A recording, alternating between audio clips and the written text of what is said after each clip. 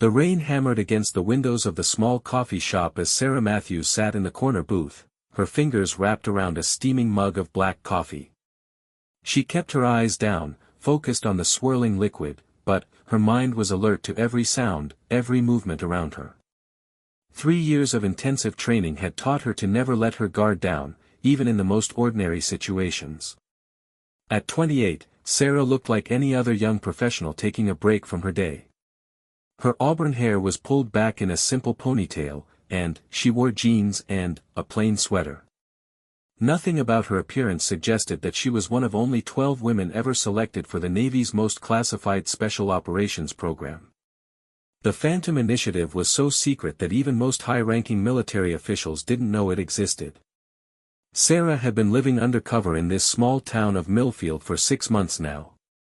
Her mission was straightforward yet dangerous: gather intelligence on a suspected arms trafficking network operating through local businesses. The town seemed peaceful enough, with its tree-lined streets and friendly neighbors, but Sarah knew that appearances could be deadly deceptive. She glanced at her watch. Marcus Rivera, her primary target, would be arriving at the coffee shop any minute. Marcus owned a construction company that the military suspected was being used to transport illegal weapons across state lines. Sarah had been carefully building a relationship with him, presenting herself as a freelance graphic designer who had recently moved to town. The bell above the coffee shop door chimed, and Sarah looked up to see Marcus entering. He was a tall man in his 40s with dark hair and a beard, wearing work clothes covered in dust from the construction site. His eyes scanned the room until they found Sarah, and his face lit up with a genuine smile that made Sarah's stomach twist with guilt. Over the past few weeks, she had come to realize that Marcus was nothing like the dangerous criminal she had expected to find. "Sarah. Sorry I'm late," Marcus said, sliding into the seat across from her. "We had a concrete delivery that took forever." "No problem at all," Sarah replied, forcing a warm smile. "I've just been enjoying the quiet. This place has such a peaceful atmosphere." Marcus nodded, signaling to the waitress for his usual coffee. "That's one of the things I love about this town. Everyone knows everyone, and people actually care about each other. It's becoming rare these days." Sarah had heard him express similar sentiments before, and each time it made her question whether the intelligence about his business was accurate. In all her interactions with Marcus, he had shown himself to be kind, generous, and genuinely concerned about his community. He employed local workers, donated to charity, and had even helped organize a fundraiser for the town's struggling library. "Speaking of the community," Marcus continued, "I wanted to ask if you'd be interested in helping with the annual Harvest Festival next month. We could use someone with your design skills to create some promotional materials." "I'd love to help," Sarah said, and she meant it. Despite the complicated nature of her situation, she had grown fond of the people in Millfield. They had welcomed her with open arms, and she felt more at home here than she had anywhere else in years. As they talked, Sarah found herself studying Marcus more closely. His hands bore the calluses and scars of honest manual labor. When he spoke about his employees, there was genuine concern in his voice. When he mentioned his teenage daughter who lived with his ex-wife in the next state, his eyes softened with unmistakable love. Everything about him contradicted the intelligence profile that had brought Sarah to Millfield. "You know," Marcus said, leaning back in his chair, "I'm glad you decided to settle here. This town needs more people like you. People who want to be part of something good." Sarah felt a sharp pang of guilt. If only he knew the real reason she was here, watching his every move, documenting his daily routines, and searching for evidence of criminal activity. She had broken into his office twice, searched his home while he was away, and even placed a tracking device on his truck. All in the name of national security, but, sitting across from him now, sharing coffee and conversation, it felt like betrayal. The conversation continued for another hour, touching on everything from local politics to their shared love of mystery novels. Marcus was intelligent, funny, and surprisingly well-read. He spoke passionately about his plans to expand his business while keeping it environmentally responsible. He talked about hiring more veterans and providing them with job training. Nothing he said aligned with the profile of a man involved in illegal arms trafficking. As the afternoon wore on, Sarah found herself relaxing in a way she hadn't in months. The constant vigilance required by her training began to ease, and she almost forgot that this was supposed to be a surveillance operation. Marcus had a way of making her feel normal, like the person she used to be before the military had molded her into a weapon.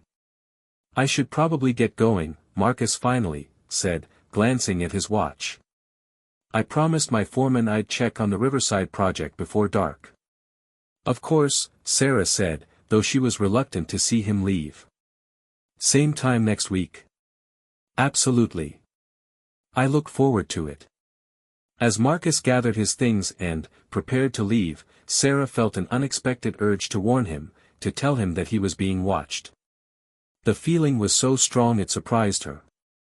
In all her years of training and previous missions, she had never felt such a connection to a target. But Marcus wasn't really a target, was he? He was just a man trying to build a life in a small town, someone who had shown her nothing but kindness. After Marcus left, Sarah remained in the coffee shop for another 30 minutes, ostensibly reading a book but actually processing what had just happened. Her emotions were becoming complicated, and that was dangerous. Emotional attachment could cloud judgment, compromise missions, and put lives at risk. She had been trained to maintain professional distance, to see targets as objectives rather than people. But Marcus felt real to her in a way that made all her training seem hollow.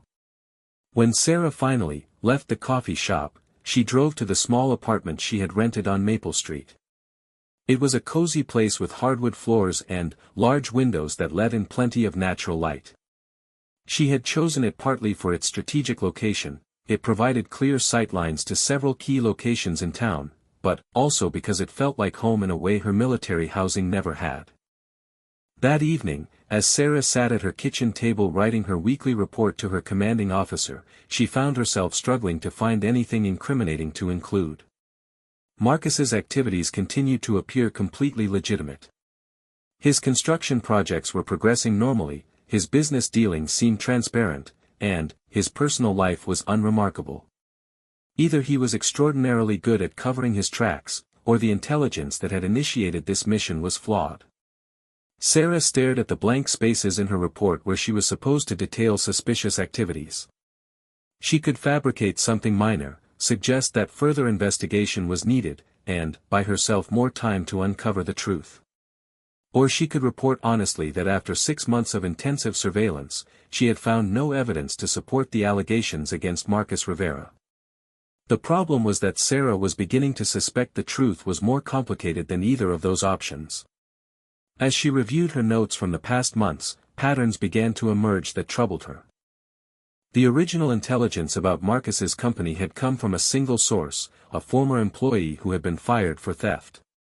The timing of that intelligence coincided suspiciously with Marcus's refusal to sell his land to a development company with connections to several high-ranking military contractors. Sarah leaned back in her chair, feeling a chill that had nothing to do with the weather. What if Marcus wasn't the criminal in this situation? What if she was being used as part of a larger conspiracy to remove an obstacle to a profitable development deal? The possibility made her stomach turn. She had dedicated her life to serving her country and protecting innocent people, not to being a tool for corrupt business interests. But, even if her suspicions were correct, what could she do about it? The Phantom Initiative operated outside normal military channels. Her commanding officers expected absolute obedience, and questioning orders was not tolerated.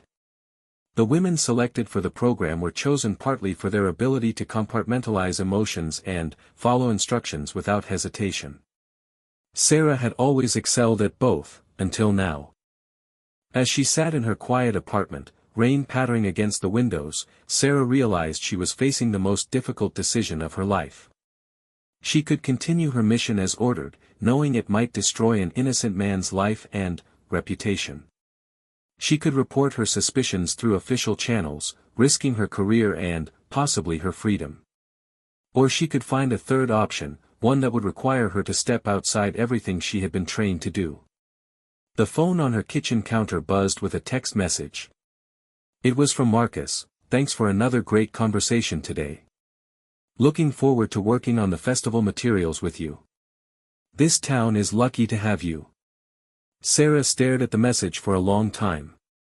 Marcus had no idea who she really was or why she was really in Millfield, but his gratitude felt genuine. For the first time since joining the military, Sarah began to question whether following orders was always the same thing as doing what was right. Outside, the storm was growing stronger, and Sarah couldn't shake the feeling that it was an omen of larger storms to come.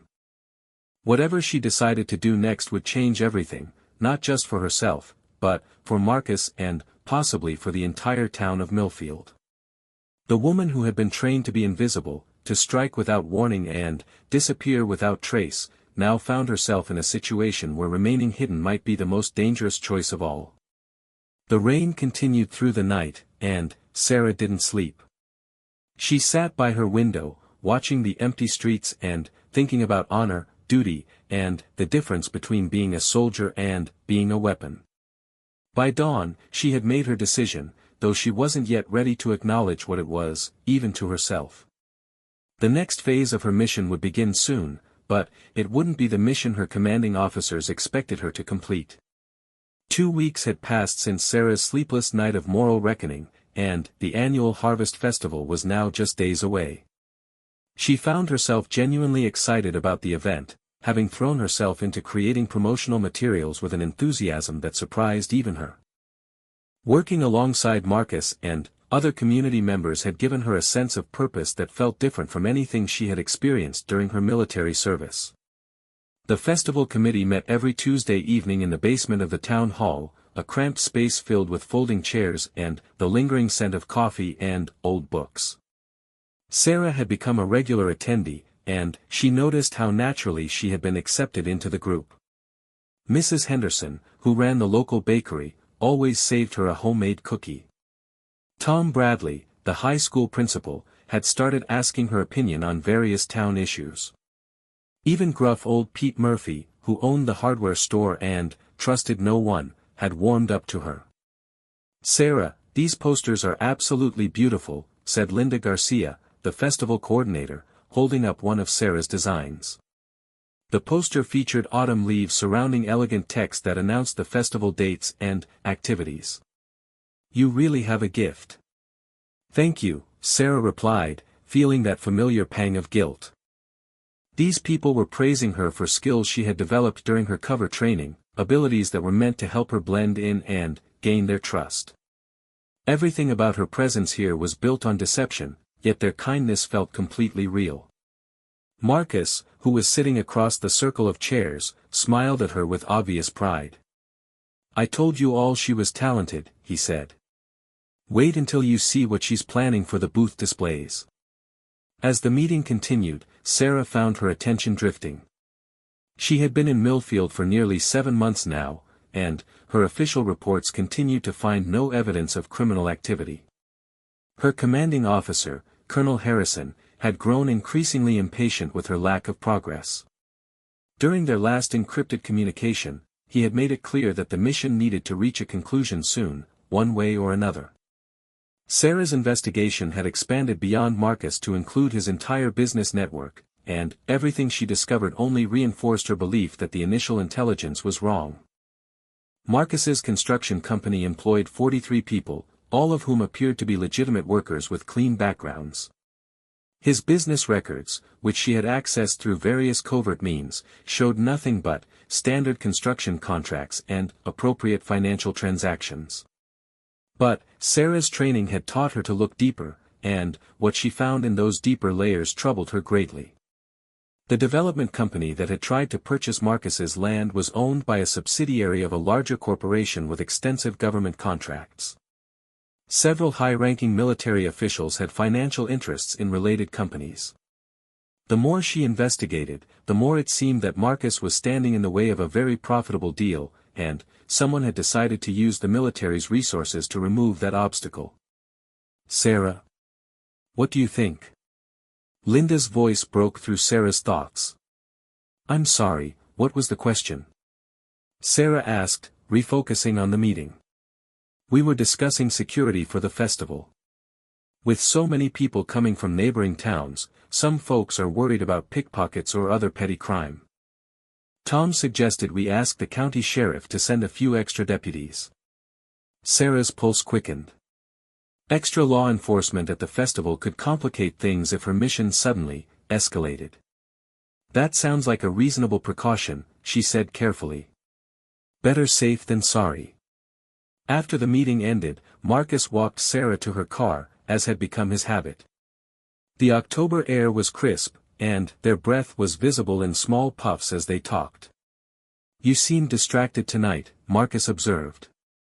Everything okay? Sarah felt a moment of panic.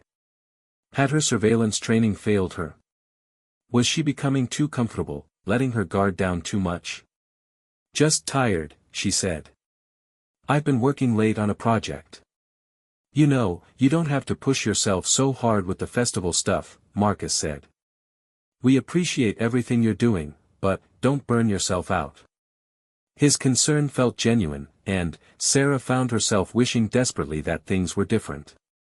In another life, without the weight of her secret mission, she might have been able to explore whatever connection was developing between them.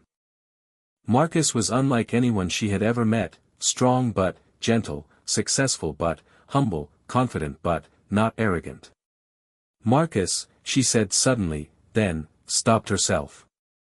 She had been about to warn him, to suggest that he be careful about his business dealings, but such a warning would raise questions she couldn't answer. What is it? He asked. Nothing important, she said. I should get home. But, as Sarah drove back to her apartment, she couldn't shake the feeling that time was running out. Colonel Harrison's patience was wearing thin, and soon she would be ordered to either produce evidence against Marcus or wrap up the mission. Neither option seemed acceptable to her anymore. That night, Sarah made a decision that went against everything she had been trained to do. She began conducting her own investigation into the people who had ordered her mission. Using skills and access that the military had given her, she started following the money trail that led from the development company back through its various corporate shells and subsidiaries. What she discovered made her blood run cold. The conspiracy was larger and more corrupt than she had imagined. Not only were high-ranking military officials involved in the financial arrangements, but they had used the Phantom Initiative as their personal tool for eliminating business obstacles. Marcus wasn't their first target, and he wouldn't be their last. Sarah found records of 3 previous missions that followed similar patterns: intelligence of dubious origin, deployment of Phantom Initiative operatives, and subsequent acquisition of valuable property by the same network of companies. In 2 cases, the targets had been successfully discredited and their businesses destroyed. In the 3rd case, the target had died in what was reported as an accident. The realization hit Sarah like a physical blow. She wasn't just a soldier following orders, she was an assassin working for corrupt officials who were using national security as cover for their criminal enterprise. Everything she had believed about serving her country and protecting innocent people had been twisted into something unrecognizable. Sarah spent the next 3 days in a state of barely controlled panic, going through the motions of her daily routine while her mind raced through possible courses of action.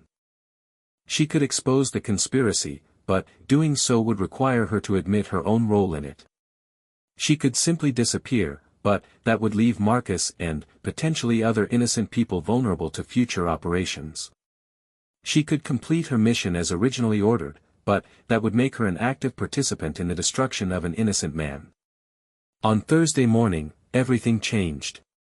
Sarah received an encrypted message from Colonel Harrison that made her stomach drop. Phase 2 authorized. Prepare for direct action within 48 hours. Target elimination if necessary. The message was clear. If Sarah couldn't find evidence to discredit Marcus through legal means, she was being ordered to kill him and make it look like an accident. The Phantom Initiative had been designed for exactly this kind of operation, assassinations so subtle and professional that they would never be detected. Sarah stared at the message for a long time, her hands shaking. She had killed before, during combat operations in hostile territories where the enemy was clearly defined and the threat was immediate. But this was different. This was murder, disguised as patriotism and wrapped in the flag she had sworn to defend. That afternoon, Sarah met Marcus at their usual coffee shop, struggling to maintain her composure. He seemed especially cheerful, excited about the festival and pleased with how well the community had come together to organize it. "I have some good news," Marcus said, stirring sugar into his coffee. "My daughter Emma is coming to visit for the festival. She's a sophomore at State University now, studying environmental engineering. I think you two would really hit it off." The mention of his daughter made Sarah feel physically sick.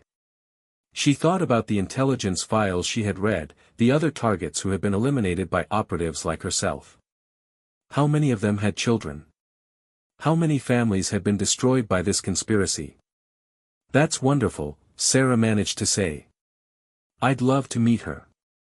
"She's thinking about transferring to a school closer to home," Marcus continued. "Says she misses the small-town atmosphere. Can't say I'd mind having her around more often." Sarah watched Marcus's face light up as he talked about his daughter, and she made her final decision. She couldn't complete this mission. More than that, she had to find a way to protect Marcus and expose the conspiracy that had sent her here. But Sarah also knew that once she made that choice, there would be no going back. Defying the Phantom Initiative wasn't just career suicide, it was potentially actual suicide. The program had protocols for dealing with operatives who became compromised or unreliable. Those protocols didn't typically involve retirement parties. As she sat across from Marcus, listening to him talk about his hopes for his daughter's future, Sarah began formulating a plan. It was dangerous and probably impossible, but it was the only way she could think of to honor both her oath to protect innocent people and her growing affection for the man she had been sent to destroy. The festival was in 2 days. Colonel Harrison expected confirmation of mission completion within 48 hours. Sarah had that long to figure out how to save Marcus's life, expose a high-level military conspiracy, and somehow survive the consequences of betraying everything she had been trained to believe in. Outside the coffee shop window, the first snow of the season had begun to fall, dusting the tree-lined streets of Millfield with white. Sarah watched the snowflakes drift past the glass and wondered if she would live to see spring. But, for the first time since arriving in this small town, she knew with certainty that she was finally fighting for the right side. The harvest festival dawned bright and cold, with a crisp October sky that seemed to promise a perfect day for the community celebration. Sarah had barely slept, spending most of the night finalizing the details of her desperate plan.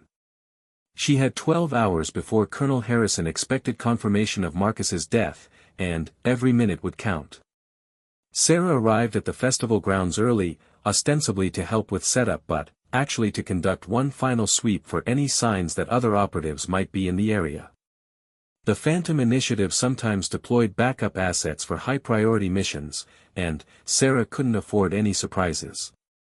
As she walked through the rows of booths being assembled on Main Street, she forced herself to smile and exchange pleasantries with the volunteers, all while scanning for faces that didn't belong.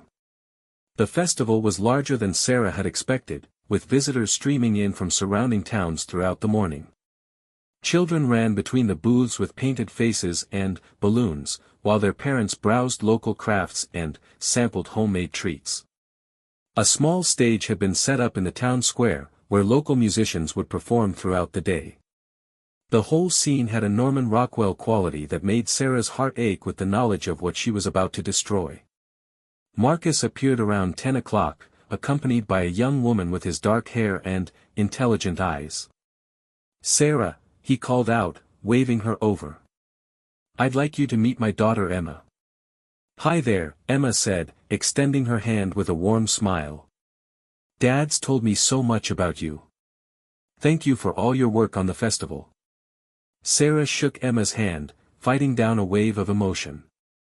The girl was beautiful and, bright, clearly devoted to her father, and had no idea how close she had come to losing him.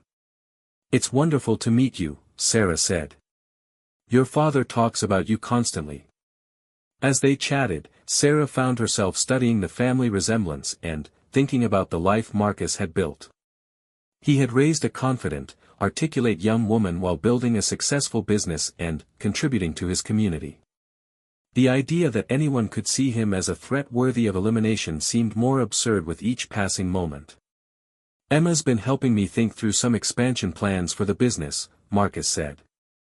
"She has some great ideas about sustainable construction practices." "That's exciting," Sarah replied, though the word expansion sent a chill through her. She wondered if Marcus's growing success was what had finally triggered the elimination order. Sometimes the conspiracy required more than just removing obstacles, they needed to send a message to others who might consider resisting their demands. The morning passed in a blur of festival activities. Sarah helped judge the pie contest, assisted with the children's costume parade, and even participated in the apple bobbing competition, all while keeping track of the time and watching for any signs of danger. At noon, she received a text message that made her blood freeze, "Asset in position. Awaiting confirmation of target location." Sarah's training told her that backup had arrived and was preparing to complete the mission if she failed to do so. She had hoped to have more time to implement her plan, but events were accelerating beyond her control. She needed to act now.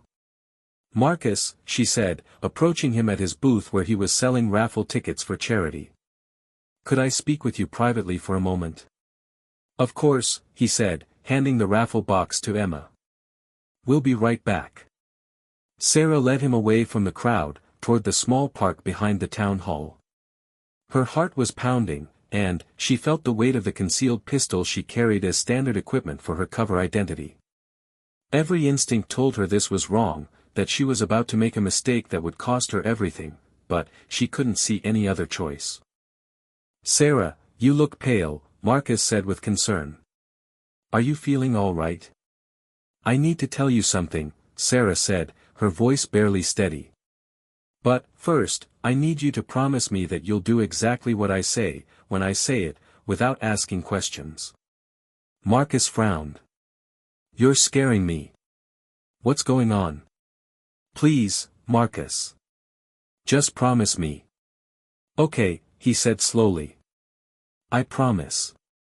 Sarah took a deep breath, knowing that her next words would change everything. "My name isn't really Sarah Matthews, and I'm not a graphic designer. I'm a Navy Special Operations officer, and I was sent here to kill you." Marcus stared at her for several seconds, his face cycling through confusion, disbelief, and, then, dawning horror. "What did you just say?"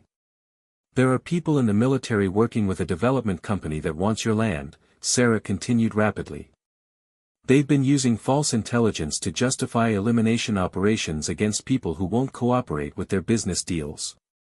I was ordered to make your death look like an accident, but I can't do it. I won't do it."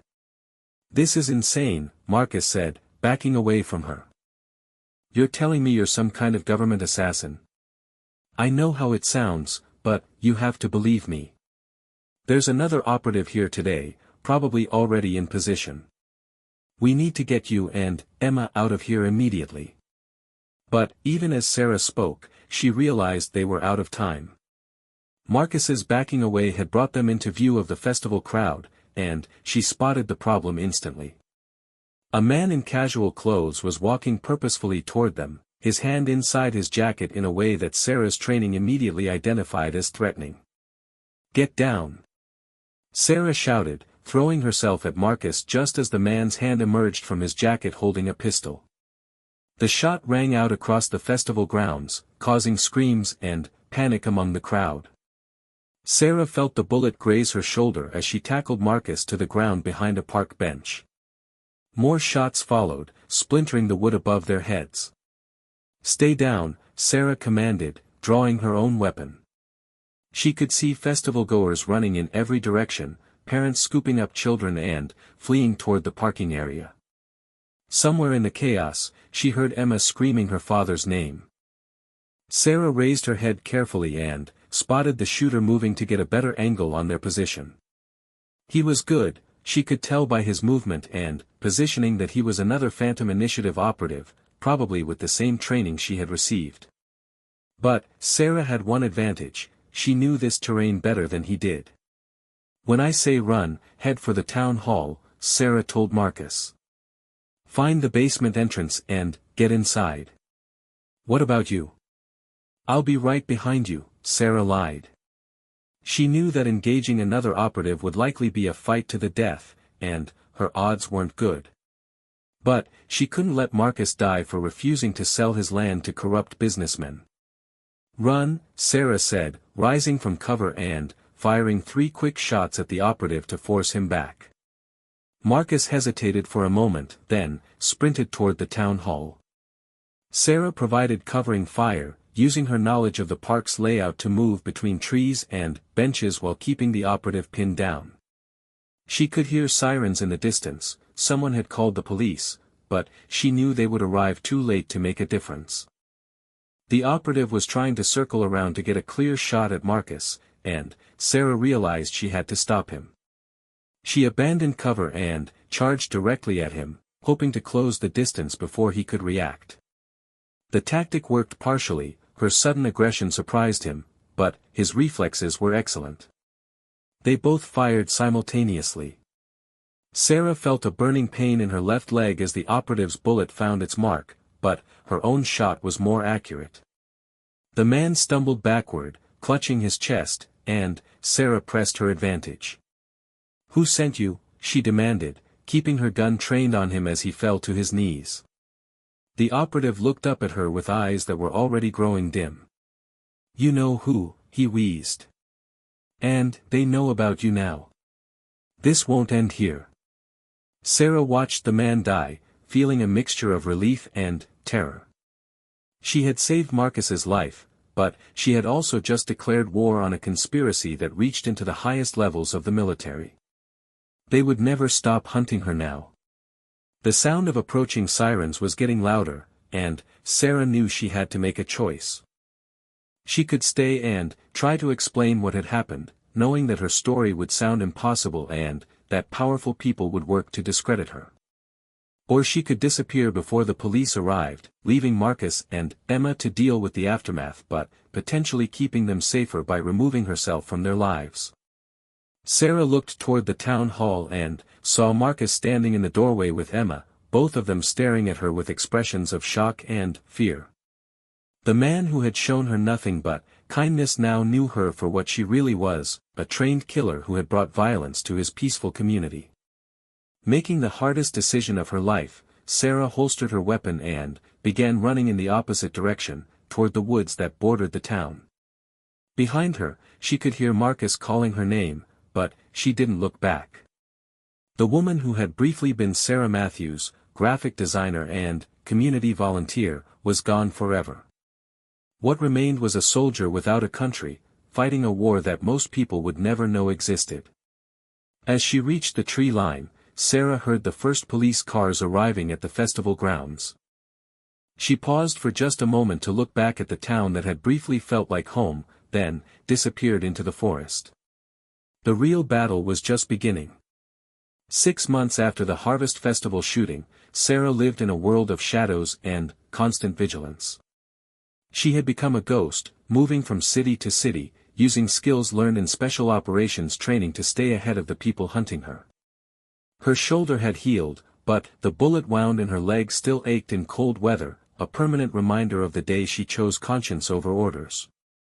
Sarah had established a small safe house in Portland, Oregon, renting a studio apartment under one of several false identities she had carefully constructed. The space was spartanly furnished, a single bed, a desk with multiple computers, and walls covered with maps, photographs, and documents connected by colored string. It looked like the workspace of someone conducting a complex investigation, which was exactly what it was. For months, Sarah had been gathering evidence of the conspiracy that had sent her to kill Marcus Rivera. Using her access to military databases and her knowledge of covert operations, she had compiled a comprehensive file documenting the corruption that reached from small-town development deals to the highest levels of the Pentagon. The evidence was damning, but getting it to someone who could act on it had proved almost impossible. Every attempt Sarah made to contact journalists or government oversight officials resulted in dead ends. Phone calls went unreturned, emails bounced back, and the few people who initially showed interest suddenly became unavailable.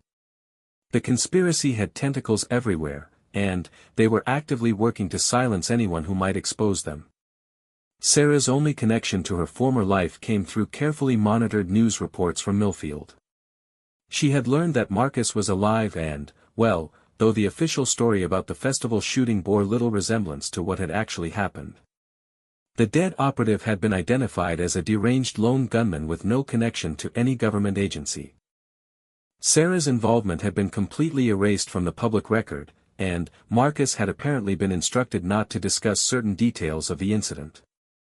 The development company that wanted Marcus's land had quietly withdrawn their offer, suggesting that the conspiracy had decided the property wasn't worth the attention the botched assassination had attracted. It was a small victory, but Sarah knew it was temporary. As long as the corrupt network remained in place, other innocent people would be targeted.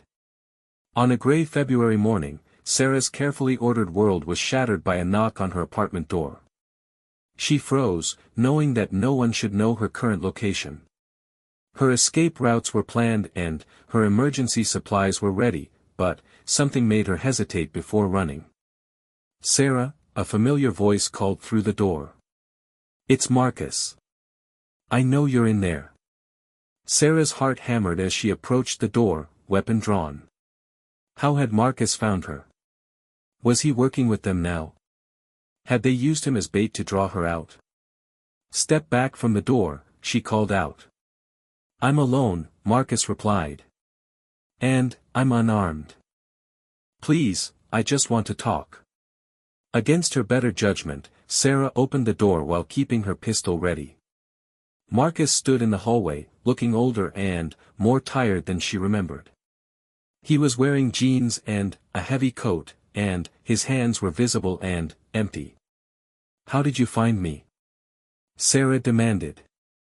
"It took 4 months and a private investigator who used to work for the FBI," Marcus said. "Can I come in?" "This isn't really a conversation for the hallway." Sarah studied his face for any sign of deception, then stepped back to let him enter. She kept her weapon trained on him as he looked around the apartment, his eyes taking in the evidence wall and surveillance equipment. "Impressive setup," he said quietly. "You really have been fighting them, haven't you? What do you want?" Sarah asked. Marcus turned to face her, and she saw something in his expression that surprised her, determination mixed with a fierce anger. "I want to help you finish what you started." "That's impossible. You have no idea what these people are capable of." "Don't I?" Marcus pulled a folded newspaper clipping from his pocket and handed it to her. 3 weeks ago, a small business owner in Tennessee died in a car accident. 2 months before that, a rancher in Wyoming was killed in what police called a home invasion robbery. Both of them had recently refused to sell their property to companies connected to the same development network you told me about. Sarah read the clipping, feeling sick. The pattern was unmistakable. The conspiracy was continuing its work, having learned to be more subtle about eliminating obstacles. "They're getting bolder," Marcus continued. "And they're getting sloppier." The Tennessee businessman had been asking questions about his property's value, trying to understand why so many people suddenly wanted to buy it. His widow found documents in his office that didn't make sense to her, so she started her own investigation. "Where is she now?" Sarah asked, though she feared she already knew the answer. "Dead. Another accident, just last week." But she had already sent copies of the documents to her lawyer, and the lawyer had the sense to reach out to federal authorities. Marcus pulled out a business card and handed it to Sarah. "Special Agent Jennifer Walsh, FBI Financial Crimes Division." She's been investigating similar cases for 2 years, and she's ready to listen. Sarah stared at the card. How do I know this isn't a trap? Because I'm here, Marcus said simply. If they wanted to capture you, they wouldn't need me to do it. And, if they wanted me dead, I would be dead already. The fact that we're both alive suggests that someone in the government is finally taking this seriously. Sarah lowered her weapon but didn't holster it. Tell me exactly how this FBI agent contacted you. She didn't. I contacted her. After you saved my life, I couldn't just go back to normal. I started researching, following the same trails you must have followed. When I found evidence of other incidents, I reached out to law enforcement agencies until I found someone who was already investigating. Marcus walked closer to Sarah's evidence wall, studying the documents and photographs. Agent Walsh has been tracking unusual property acquisitions and suspicious deaths for years, but she never had enough evidence to make a case. What you've compiled here could change that. They'll kill her, Sarah said. They'll kill all of us. Maybe. But, how many more people will die if we don't try to stop them? Marcus pointed to a photograph on the wall showing the Tennessee businessman with his family. That man had 3 children. The rancher in Wyoming was a grandfather of 7. How many more families have to be destroyed? Sarah felt the weight of 6 months of isolation and fear pressing down on her. She had been fighting alone for so long that the possibility of having allies seemed almost impossible to believe. There's something else, Marcus said softly. Emma has been accepted to the FBI Academy. She changed her major to criminal justice after what happened at the festival. She wants to be part of the solution. The mention of Emma brought tears to Sarah's eyes. She remembered the bright, enthusiastic young woman who had talked about environmental engineering and sustainable construction. The conspiracy had changed Emma's life too, turning her toward a darker path motivated by a desire for justice. I can't ask you to do this, Sarah said. I can't ask either of you to risk everything. You're not asking. I'm volunteering. And, so is Agent Walsh. She wants to meet with you as soon as possible. Sarah looked again at the evidence wall that had been her obsession for months. Alone, she had been fighting an impossible battle against an enemy with seemingly unlimited resources. But, with federal law enforcement support and Marcus's determination to seek justice, maybe they had a chance. When? Sarah asked. Tonight. There's a safe house outside the city. Agent Walsh will be there with a team of investigators she trusts completely. They're ready to hear everything you know. Sarah nodded slowly, making her decision. I'll need to bring all of this, she said, gesturing at the evidence wall. Already arranged for. Agent Walsh said to tell you that the FBI has resources you haven't had access to. With your intelligence and their legal authority, we can build a case that will bring down the entire network. As Sarah began carefully packing her evidence, Marcus approached her one more time. I need you to know something, he said. What you did at the festival, choosing to protect me instead of following your orders, that took more courage than anything I've ever seen. You didn't just save my life, you saved my faith in the idea that good people still exist in the world. Sarah looked up at him, seeing the same kindness and integrity that had made her question her mission in the first place. I hope you're right about Agent Walsh. I am. And, Sarah? When this is over, when these people are in prison where they belong, I hope you'll consider coming back to Millfield. The town could use someone like you. The real you, this time. That evening, as Sarah prepared to leave for the FBI safe house, she realized that for the first time in months, she felt something she had almost forgotten, hope. The battle against the conspiracy was far from over, but she was no longer fighting it alone. Marcus had shown her that sometimes the right choice was the hard choice, and that courage meant standing up for what was right even when the odds seemed impossible. The woman who had been trained to kill without question had learned something more valuable than any military tactic, that real strength came from protecting the innocent, not from following orders. As she gathered the evidence that could bring down a corrupt network, Sarah knew she was finally fighting the war she had always been meant to fight, not for the people who had sent her to kill Marcus Rivera, but for the people like Marcus Rivera who deserved protection from those who would abuse their power.